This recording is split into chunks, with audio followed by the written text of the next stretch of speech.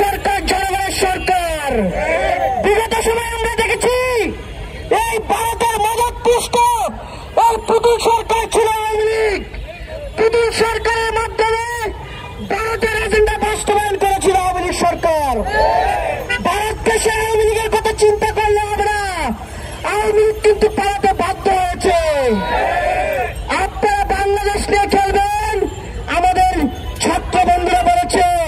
এই অন্তর্বর্তীকালীন সরকারের প্রধান উপদেষ্টা দায়িত্ব গ্রহণের পূর্বে বলেছিল, আপনারা যদি বাংলাদেশ নিয়ে খেলেন আমরা কিন্তু সেভেন সিস্টারকে শান্ত থাকতে দিব না।